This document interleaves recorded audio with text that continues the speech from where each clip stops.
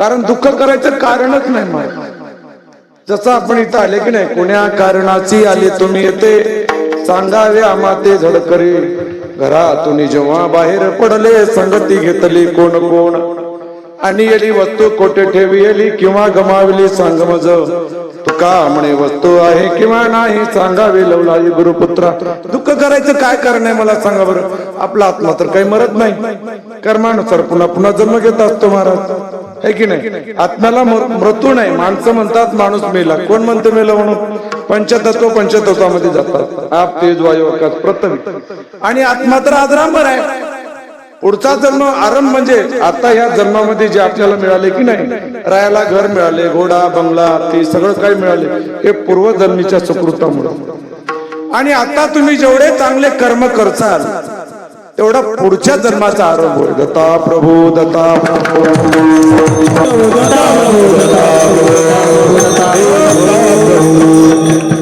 आपला जो आत्मा आहे भागवत गीतेमध्ये त्याचं प्रमाण दिले. नयन छिदंती शस्त्राने नयन धरती पावका जेन क्लेदो त्या पोन शोचे अंते मारतो. हा आत्मा कधी मरत नाही. याला पाणी बुडू शकत नाही, वारा शोषण करू शकत नाही, अग्नी जाळू शकत नाही, असा असणारा आत्मा.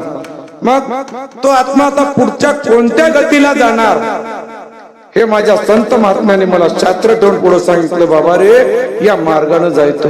आता जो मार्ग आपण अवलंबन केला की नाही तो मार्ग. मात्र या मार्गामध्ये असा आहे की असोनी संसारी जीवा वेगुदरी वेद शास्त्र निवारे बाहे सदा.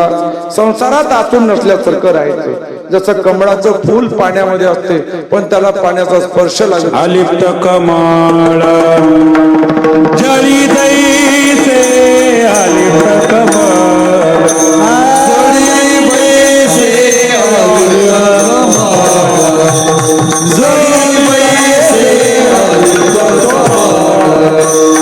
सत्यवादी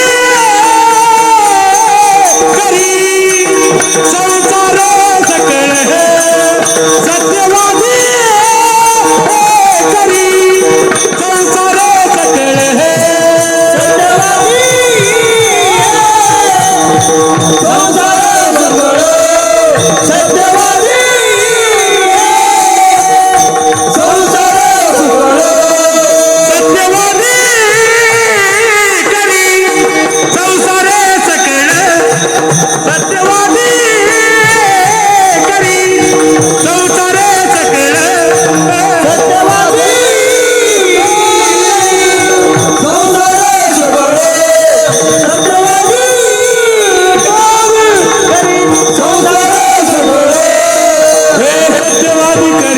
संसार सकळ आलिप्त कमळ